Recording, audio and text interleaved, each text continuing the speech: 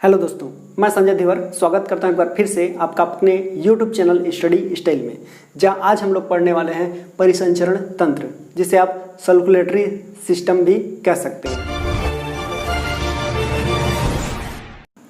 तो चलिए वीडियो को स्टार्ट करते हैं बिना किसी देरी के। ठीक है, तो सबसे पहले यदि हम लोग बात करें परिसंचरण तंत्र के जनक के बारे में, किसके बारे में? परिसंचरण तंत्र के जनक। ठीक है, तो परिसंचरण तंत्र के जनक कहे जाते हैं विलियम हार्वे। किनको कहा जाता है? विलियम हार्वे नामक साइंटिस्ट जो थे, विलियम हार्वे, इनको कहा जाता है। क्यों कहा जाता है? क्योंकि इन्होंने ही मानव में यानी कि मनुष्य में सर्वप्रथम ब्लड सर्कुलेशन यानी कि परिसंचरण का अध्ययन किया था। कब किया था? 1628 में। तो यही कहे जाते हैं विलियम हार्वे परिसंचरण तंत्र के जनक। ठीक है, क्योंकि इन्होंने ही ब्लड सर्कुलेशन यानी कि रक्त परिसंचरण तंत्र की खोज 1628 में किए थे। ठीक है, तो ये मैं दो पार्ट में डिवाइड कर देता हूँ। और देखिए, सबसे पहले अगर हम लोग अब बात करें परिसंचरण तंत्र के प्रकार के बारे में, परिसंचरण तंत्र यानी कि ब्लड का एक स्थान से दूसरे स्थान तक प्रवाह होना, ये हमारा होता है परिसंचरण। ठीक है, तो चलिए अब हम लोग देखते हैं परिसंचरण तंत्र के प्रकार। ठीक है, क्या देखते हैं? प्रकार। तो प्रकार यदि हम लोग देखें परिसंचरण के, तो परिसंचरण तंत्र के दो प्रकार हो सकते हैं। परिसंचरण के कितने प्रकार? प्रकार किसके हैं? परिसंचरण के, है ना? परिसंचरण,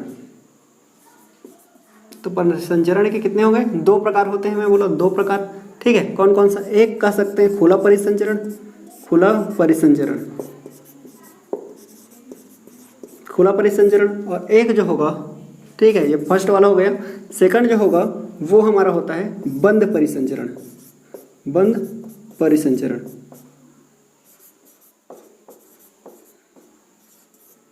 बंद परिसंचरण। ठीक है, तो एक खुला परिसंचरण, एक बंद परिसंचरण। खुला परिसंचरण तंत्र यानी कि ऐसी परिसंचरण तंत्र जिसमें जो है ब्लड जो है वो हार्ट से पंप होने के बाद रक्त नलिकाओं में प्रवाह न हो करके खुले स्थानों पर प्रवाह हो, यानी कि खुले स्थानों पर हो। और उन खुले स्थानों पर यानी कि रक्त का बहाव, यहाँ मैं लिख दे रहा हूँ, रक्त का बहाव कहाँ पे? रक्त नलिकाओं में ना हो करके। ठीक है, रक्त नलिकाओं में ना हो करके। ठीक है, ना होकर कहाँ पे होती? खुले स्थानों पर, खुले स्थान। ठीक है, और उन खुले स्थान को क्या कहते हैं? उस खुले स्थान को कहते हैं साइनस, साइनस कहते हैं। वहाँ पे होता है प्रवाह। तो खुले स्थान यानी साइनस में होता है। ठीक है, में होता है, यहाँ पे होता है। तब इसको क्या कहेंगे? तब इसको कहेंगे खुला परिसंचरण तंत्र। और ये किस में पाया जाता है? ये आपके पाया जाता है, एक होता है आर्थ्रोपोडा में। इसमें आर्थ्रोपोडा। ठीक है जी, आर्थ्रोपोडा में होता है। आर्थ्रोपोडा यानी कि कहने का मतलब इसके अंडर में कौन कौन आते हैं? इसके अंडर में आते हैं जैसे कि आपके छोटे कीट पतंग हैं। ठीक है, कीट पतंग जो हैं, कीट पतंग। ठीक है, ये छोटे छोटे कीट पतंग या फिर आप कह सकते हो मक्खियाँ, इनके अंडर में आते हैं। और इनमें जो है खुला परिसंचरण तंत्र पाया जाता है। या इनके अलावा यदि हम लोग और दूसरी चीज़ बात कर लें तो वो होता है मोलस्का। किसमें? मोलस्का। मोलस्का में भी क्या होता है? मोलस्के प्रजाति में भी आपका खुला परिसंचरण तंत्र पाया जाता है। मोलस्का यानी कि कहने का मतलब ये है, ऐसे चीज़ जैसे कि आपका हो गया घोंघा हो गया, मोती वाले सीप। ठीक है, मोती वाले सीप जो होते हैं, ठीक है, मोती वाले जो सीप होते हैं वे मोती वाले सीप कह दीजिए। घोंघा हो गया, मोती वाले सीप हो गए, जो शंख जिसको आप कहते हो उसमें। तो ऐसी प्रजातियों में क्या होता है? ऐसी प्रजातियों में खुला परिसंचरण तंत्र पाया जाता है। बंद परिसंचरण तंत्र यानी कि ऐसा परिसंचरण तंत्र जिसमें हार्ट से पंप होने के बाद ब्लड जो है वो रक्त नलिकाओं में प्रवाह हो। यहाँ पे रक्त नलिकाओं में ना बह रहा था, यानी नहीं बह रहा था, बल्कि कहाँ पे? साइनस में बह रहा है, यानी खुले स्थान में बह रहा है। तो यहाँ पे क्या होगा? यहाँ का जो रक्त का प्रवाह होगा, ठीक है, यहाँ क्या होगा? यहाँ रक्त प्रवाह। ठीक है, यहाँ रक्त प्रवाह कहाँ होगा? रक्त प्रवाह जो होगा वो हमारा होता है रक्त नलिकाओं में। ठीक है, रक्त नलिकाओं में होता है, रक्त नलिकाओं में। ठीक है जी, रक्त नलिकाओं में होगा, तब इसे क्या कहेंगे? बंद परिसंचरण तंत्र कहेंगे। ठीक, और ये किस में होता है? ये होता है आपके, ये होता है मैमल्स में होगा, ठीक है, मैमल्स में होगा। मैमल्स यानी कि स्तनधारियों में, कहिए स्तनधारी, ठीक है, स्तनधारियों में, ठीक है, स्तनधारियों में होता है ये, तो स्तनधारियों में होगा। और दूसरा जो होता है, ठीक है, वो किस में होगा, वो दूसरा जो होता है वो होता है एविज में, एविज, ठीक है, एविज में होता है, एविज यानी कि पक्षियों में, ठीक है जी। तो इस बात को आप याद रखेंगे। स्तनधारियों में आप मनुष्य को ले सकते हो, एविज में आप पक्षियों को ले सकते हो, कोई सभी पक्षी हो। इनमें कैसा होगा, इसमें बंद परिसंचरण तंत्र होगा, ठीक है। अब हम लोग देखते हैं तो दूसरे तरीके से भी इसको डिवाइड किया जा सकता है। किसको, रक्त परिसंचरण तंत्र को दूसरे टाइप से भी डिवाइड कर सकते हैं। वो किस आधार पे कर सकते हैं, वो इस आधार पे कर सकते हैं कि ब्लड जो है वो हार्ट से कितने बार में, ठीक है, हृदय चक्र जो होगा वो हृदय चक्र को कितने राउंड में, कितने बार में वो कंप्लीट कर पाता है, इस आधार पे, ठीक है। ये भी दो प्रकार के होंगे, ठीक है। ये हमारा यहाँ पे मैं लिख रहा हूँ परिसंचरण, परिसंचरण, ठीक है। इसको फिर से दो पार्ट में डिवाइड किया जा सकता है, ठीक है जी। परिसंचरण को फिर से दो पार्ट में डिवाइड किया जा सकता है। कौन कौन से, एक होगा एकल, एकल परिसंचरण, परिसंचरण, ठीक है, एकल परिसंचरण में। और दूसरा कर सकते हैं दोहरा परिसंचरण, ठीक है, दोहरा परिसंचरण, परिसंचरण, ठीक है जी। तो इसको दो पार्ट में डिवाइड कर सकते हैं, एक हो सकता है एकल परिसंचरण और एक होगा दोहरा परिसंचरण तंत्र। तो एकल परिसंचरण तंत्र है ना, एकल परिसंचरण तंत्र यानी कि ऐसा परिसंचरण तंत्र जिसमें जो है, ये हमारा हार्ट है समझ लीजिए, तो इस हार्ट में क्या करता है, ब्लड जो है एक टाइम पे आता है, यहाँ ऑक्सीजन कार्बन डाइऑक्साइड युक्त ब्लड इसमें आता है, और यहाँ से फिर उसी एक टाइम पे ये क्या कर लेता है, कार्बन डाइऑक्साइड युक्त रक्त जो है ये फेफड़ों में या फिर आप कर सकते हो गिल्स में, ठीक है। मछलियों में देखिए तो गिल्स में ये क्या कर दिया जाता है, भेज दिया जाता है, और गिल्स में ऑक्सीजनेटेड होता है, यानी कि ऑक्सीजन युक्त हो जाता है, और वहीं से ये फिर से ऑक्सीजन युक्त रक्त जो है पूरे शरीर में भेज दिया जाता है, ठीक है, पूरे शरीर में भेज दिया जाता है। अब यहाँ से ऑक्सीजन लेकर के फिर से तो ये हार्ट में नहीं आया ना, तो इसको कहते हैं एकल परिसंचरण तंत्र, ठीक है। और ये किन में पाया जाता है, इस चीज़ को यदि हम लोग देख लें तो ये पाया जाता है फिश में, यानी मछलियों में, ठीक है, ये होता है मछलियों में। दूसरा होगा एम्फीबियंस में, एम्फीबियंस में, ठीक है, एम्फीबियंस, एम्फीबियंस इसमें पाया जाएगा, एम्फीबियंस यानी कि उभयचर, ठीक है, उभयचर। और साथ में तीसरा पाया जाता है रेप्टाइल्स में, रेप्टाइल्स में होता है, ठीक है। रेप्टाइल्स में यानी कि जो सरीसृप होते हैं, सरीसृप, ठीक है, सरीसृप में। और सरीसृप में भी याद रखना, जो मैंने पिछले वीडियोस में बता रखा है कि उसमें मगरमच्छ की जो प्रजाति होती है, ठीक है, मगरमच्छ, तो मगरमच्छ की जो प्रजाति होती है, जैसे कि यदि हम लोग इसमें बात कर लें मगरमच्छ की प्रजातियों में, तो आप कह सकते हो मगरमच्छ हो गया और घड़ियाल हो गया, इन सब में जो है, इन सब में एकल परिसंचरण तंत्र नहीं पाया जाता है। बाकी इनको छोड़ दें तो जो सर्प प्रजाति हैं उन सभी में क्या पाया जाएगा, एकल परिसंचरण तंत्र पाया जाता है, ठीक है। इस तरह से आप याद रख सकते हैं। और इसमें बच कितने गए, दो तो और बचे हैं हमारे पास, दो प्रजाति और बच गई है, ठीक है। एक कौन सा बचा है, एविज वाला बचा है, और एक मैमल्स बचा है, ठीक है, मैमल्स। तो ये बचे हैं एविज यानी कि पक्षी, ठीक, और मैमल्स मतलब कि क्या हो गया आपका स्तनधारी, ठीक है। यहाँ नीचे में लिख दे रहा हूँ, उधर नहीं दिख रहा होगा, तो क्या है स्तनधारी, ठीक। पक्षी आप समझ रहे हैं, स्तनधारी यानी कि जो मनुष्य को ले सकते हो, ठीक है। और जितने भी जीव जंतु हैं वो आपके स्तनधारी लोग होंगे, तो उनमें आपका क्या पाया जाएगा, दोहरा परिसंचरण तंत्र। दोहरा परिसंचरण तंत्र कहने का मतलब क्या है, ये हमारा हार्ट है, तो हार्ट में क्या होगा, ये जितने भी चैम्बर्स वाले हार्ट पाए जाएंगे, ठीक है, उनमें ये पाया जाएगा दोहरा परिसंचरण तंत्र। यानी कि एक टाइम पे ऑक्सीजन विहीन रक्त तो आएगा, यानी कार्बन डाइऑक्साइड युक्त रक्त इसमें आएगा, ठीक है। जैसे कि हमारा मनुष्य में ही देखें 4 चैम्बर्स होते हैं, तो इसमें क्या होगा, कार्बन डाइऑक्साइड वाला ब्लड जो है हार्ट में आएगा, हार्ट से फिर वही कार्बन डाइऑक्साइड वाला ब्लड जो है वो फेफड़ों में चला जाएगा। कहाँ चला जाएगा, फेफड़ों में जाएगा, और फेफड़ों में जाने के बाद क्या होगा, ऑक्सीजनेटेड होगा, ऑक्सीजन युक्त होगा, और ऑक्सीजन युक्त यहाँ से हो करके वो फिर क्या होगा, फिर से हार्ट में आएगा। तो देखो 2 बार आ रहा है ना, एक बार ऑक्सीजन युक्त आया है और वही ब्लड फिर से कार्बन डाइऑक्साइड को छोड़ दिया होगा यहाँ पे, ठीक है, कार्बन डाइऑक्साइड को यहाँ छोड़ दिया। देखिए एक बार क्या हुआ, कार्बन डाइऑक्साइड को ब्लड लेकर के आया ये हार्ट में, और उसको लेकर के चला गया कहाँ, फेफड़े में। फेफड़े से फिर वो क्या किया, ऑक्सीजन युक्त हो गया, और ऑक्सीजन को पकड़ करके फिर से वो ब्लड में आएगा, यानी यहाँ ऑक्सीजन वाला फिर से आया, यहाँ से फिर कहाँ है, यहाँ से फिर वो शरीर में चला जाएगा। ठीक है, कहाँ, ऐसा।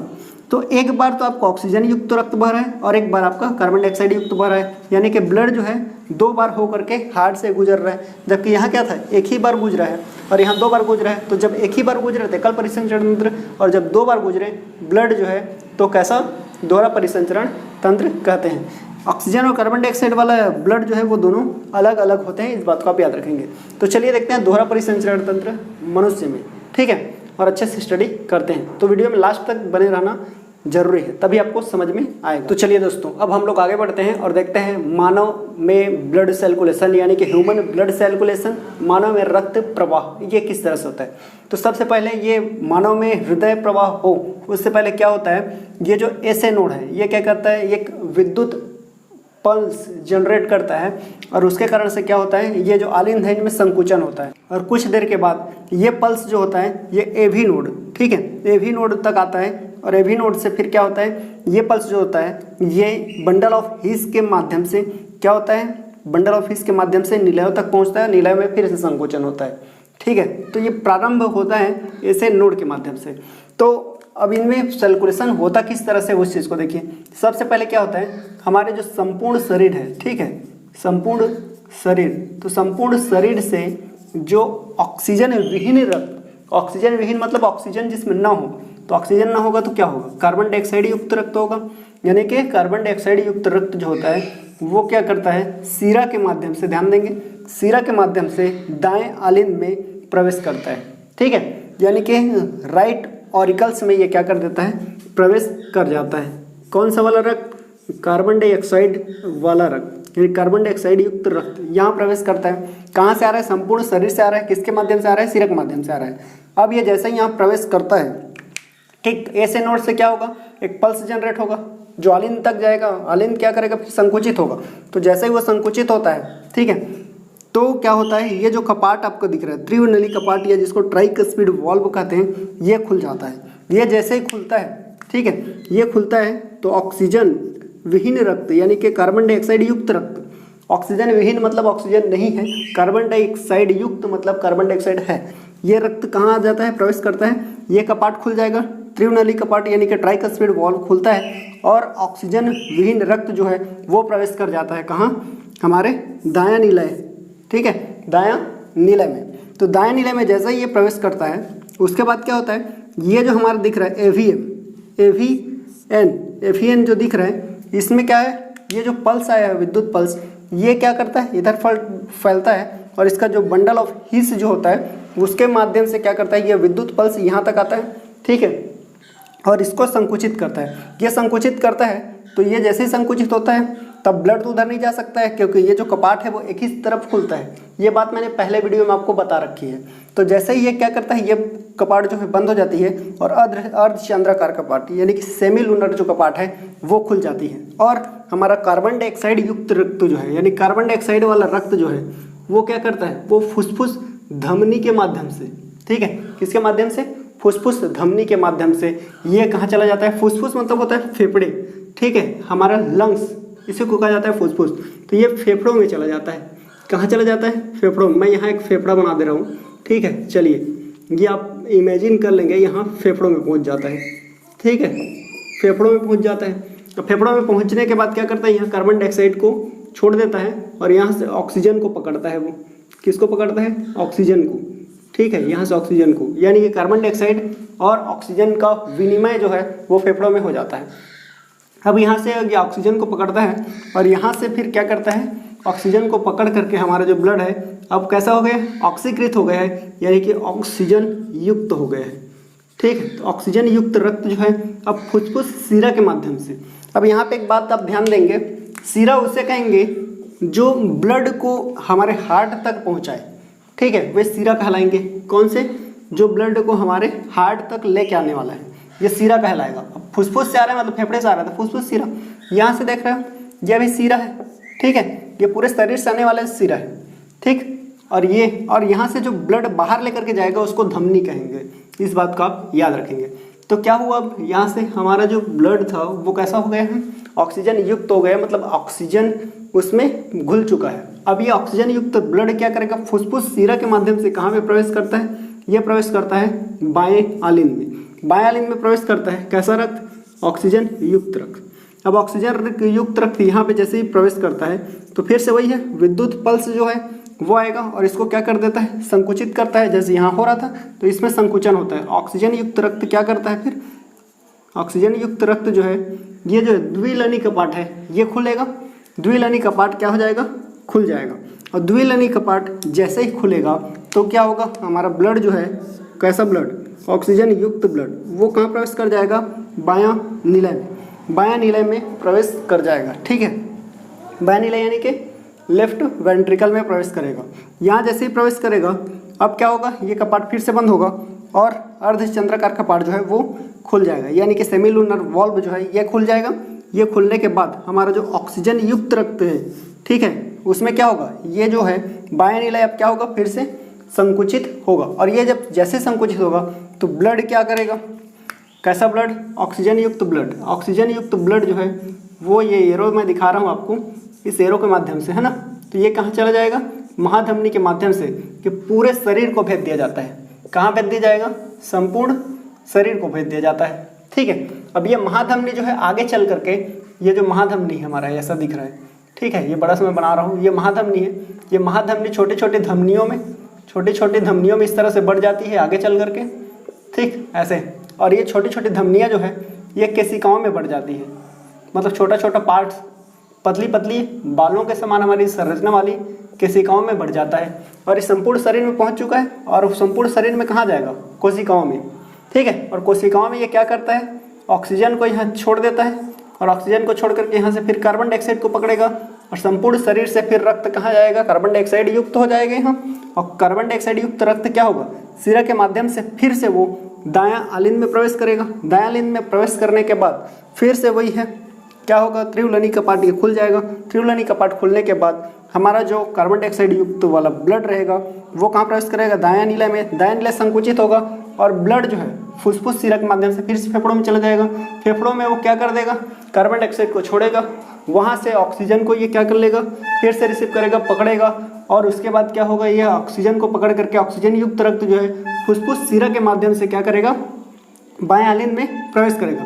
बाएं आलिन में प्रवेश करने के बाद फिर से ये कपाट खुल जाएगा और कपाट खुलने के बाद ऑक्सीजन युक्त ब्लड जो है वो बायां निलय में आ जाएगा। और बायां निलय में आने के बाद क्या होगा, ये जैसे ही पंप करेगा तो महाधमनी के माध्यम से हमारे संपूर्ण शरीर को फिर से ऑक्सीजन युक्त ब्लड जो है वो भेज दिया जाएगा। ठीक है, तो मेरे ख्याल से आपको ये चीज़ समझ में आ गई होगी। अब एक बात आप यहाँ पे ध्यान देंगे, सबसे पहले देखिए संपूर्ण शरीर था, संपूर्ण शरीर से है ना, संपूर्ण शरीर से ब्लड जो है कैसा ब्लड, ऑक्सीजन विहीन ब्लड, ये कहाँ पहुँचा, ये पहुँचा था हमारा कहाँ, दायां आलिन में। ठीक है, दायां आलिन में पहुँचा, दायां आलिन में। दायां आलिन से ब्लड जो है कहाँ पहुँचा, फिर दायां आलिन के बाद ये पहुँचा था दायां नीलय। ठीक है, यहाँ लिख लूँ मैं, दायां नीलय। अब दायां नीलय में पहुँचा, दायां नीलय से ब्लड कहाँ पे गया, ये पहुँचा था फुफ्फुस धमनी, है ना, फुफ्फुस धमनी, फुफ्फुस कह सकते हो आप, तो फुफ्फुस धमनी। ठीक है, फुफ्फुस धमनी। अब फुफ्फुस धमनी के माध्यम से कहाँ पहुँचा, फुफ्फुस में पहुँचा, यानी कि फेफड़े में। ठीक है, तो ये पहुँच गया फेफड़े में। अब फेफड़े से क्या किया, ऑक्सीजन युक्त हो गया। ठीक है, यहाँ था संपूर्ण शरीर से, तो ये कार्बन डाइऑक्साइड युक्त रक्त था। यहाँ पे क्या हुआ, यहाँ से अब कार्बन डाइऑक्साइड को छोड़ देगा, ऑक्सीजन युक्त रक्त अब कहाँ जाएगा, देखो ये दिख रहा है फुफ्फुस शिरा। ठीक है, कहाँ जाएगा, फुफ्फुस शिरा। ठीक है, ये फुफ्फुस शिरा और कैसा होगा, ये ब्लड ऑक्सीजन युक्त होगा। ठीक है, ये कार्बन डाइऑक्साइड नहीं है ना, ऑक्सीजन है, ये आपको ब्रैकेट बना रहा हूँ मैं ये। अब यहाँ आने के बाद क्या होगा, बायां आलिन में पहुँचेगा, बायां आलिन में। ठीक है, ये बायां आलिन में आ गया। बायां आलिन में आने के बाद ब्लड का क्या होगा, बायां नीलय में। कहाँ पहुँचेगा, बायां नीलय में पहुँच जाएगा, नीलय। अब बायां नीलय से ब्लड क्या होगा, पंप करेगा, ये पंप होगा। पंप करने के बाद कहाँ पर पहुँचेगा, महाधमनी, महाधमनी, ठीक है। और महाधमनी से कहाँ पे पहुँचने वाला है, कैसा ब्लड, ऑक्सीजन युक्त रक्त, ऑक्सीजन युक्त रक्त होगा ये, ऑक्सीजन युक्त रक्त कहाँ पहुँच जाएगा, संपूर्ण शरीर में। और संपूर्ण शरीर में जाकर के क्या करेगा, ऑक्सीजन को वहाँ छोड़ देगा, कार्बन डाइऑक्साइड को पकड़ेगा और दायां में आएगा, दायां से दायां नीला, दायां नीला से फिर फुसफुस धमनी, फुसफुस धमनी से फेफड़े, और यहाँ पे कार्बन डाइऑक्साइड का क्या होगा, एक्सचेंज होगा फिर से किसमें, ऑक्सीजन में। ऑक्सीजन पकड़ेगा, फुसफुस सिरा, फिर बायां लिंग, फिर बायां नीला, फिर महाधमनी, फिर संपूर्ण शरीर। और ये जो है एक सर्कल आपका चल रहा है, आप देख पाएंगे तो, ठीक है। ये सर्कल जो है चल रहा है, ठीक। और इसी को कहते हैं हृदय चक्र, इसी को क्या कहते हैं, इसी को कहते हैं हृदय चक्र, ठीक है। क्या कहा जाता है, हृदय चक्र, या कॉर्डिक साइकिल भी कहते हो आप, तो इसे ही कॉर्डिक साइकिल कहते हैं। क्या कहते हैं, कॉर्डिक साइकिल, ठीक है, इसे ही कॉर्डिक साइकिल कहते हैं, ठीक। तो ये हो गया कॉर्डिक साइकिल यानी कि हृदय चक्र। क्या कहते हैं इसको, हृदय चक्र कहा जाता है। और हृदय चक्र एक राउंड जो है, यानी कि ये जो राउंडिंग है ये कितने समय में पूरा करता है, यानी हृदय चक्र का जो है यानी कॉर्डिक साइकिल कितने मिनट या कितने सेकंड में कंप्लीट होता है, ये क्वेश्चन आता है। तो ये हमारा होता है 0.8 सेकंड में, 0.8 सेकंड का टाइम लगता है इसको कंप्लीट होने में, इस बात को आप ध्यान रखेंगे। अब मैं इस साइड को मिटा रहा हूँ और इसमें हम लोग आगे की जो है चर्चा वो करते हैं, ठीक है। आप चाहें तो स्क्रीनशॉट ले सकते हैं। कंप्लीट, तो कॉर्डिक साइकिल जो होता है वो तो 8 सेकंड में कंप्लीट हो जाता है, यानी हृदय चक्र 8 सेकंड में कंप्लीट हो जाता है। लेकिन ये भी क्वेश्चन पूछा जाता है कि कॉर्डिक साइकिल जो है वो कितने चरणों में पूर्ण होता है, तो ये होता है 2 चरणों में पूर्ण, ठीक है। क्या होता है, हृदय चक्र जो है, हृदय चक्र है ना, हृदय चक्र कितने, 2 चरणों में पूर्ण होता है। ये 2 चरणों में क्या होता है, 2 चरणों में पूर्ण होता है, ठीक है जी, 2 चरणों में ये पूर्ण होता है। क्लियर है यहाँ तक, 2 चरणों में। कौन कौन सा 2 चरण, तो देखिए फर्स्ट जो होता है वो होता है सिस्टोल, फर्स्ट जो होता है वो क्या होता है, वो सिस्टोल होता है, ठीक है। सिस्टोल यानी कि क्या है, सिस्टोल मतलब कि ये है, जैसे हमारा हार्ट है, ये हमारा हार्ट है आपका, ठीक है, ये हमारा हार्ट है। ये हार्ट क्या करता है, ये एक बार संकुचित होता है फिर शीतलन होता है। तो जैसे ही ये पिचकता है यानी संकुचित होता है, ठीक है, जैसे ही ये पिचकता है, जैसे ही ये संकुचित होता है, तो उसी संकुचन को सिस्टोल यानी कि संकुचन आप कह सकते हो हिंदी में, संकुचन, ठीक है। तो हार्ट जैसे ही संकुचन होता है तो उसको कहा जाता है सिस्टोल। और सिस्टोल जैसे ही ये होता है तो यहाँ अपने को एक साउंड सुनाई देती है, वो साउंड जो होता है वो होता है लब की। कौन सी साउंड होती है, लब वाला साउंड ये होता है, लब साउंड होता है ना, लव नहीं है, लब है, इस बात का याद रखें। तो यहाँ पे अपने को साउंड सुनाई देती है, वो होता है लब।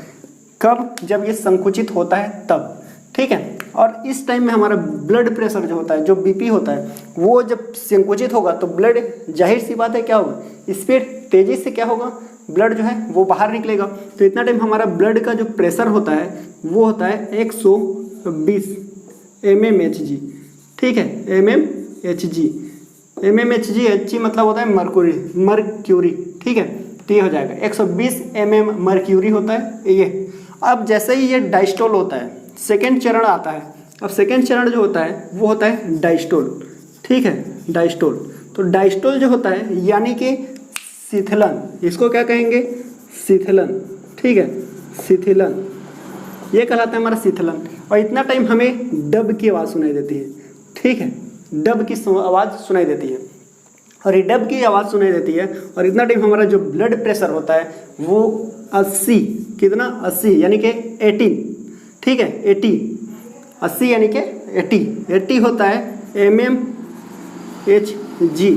क्या होता है, mmHg ब्लड प्रेशर हमारा होता है, ठीक है। तो जैसे कि देखो, अब जितना टाइम संकुचित होगा तो ब्लड स्पीड से जाएगा, लेकिन जिसे शीतलन होगा, शीतलन मतलब वो फिर से फैलता है, तो इस फैलने को ही क्या कहेंगे, इस फैलने को ही कहते हैं शिथिलन या डायस्टोल। और ये डायस्टोल होता है उतना टाइम हमारा ब्लड प्रेशर कितना हो जाता है, 80 mmHg होता है।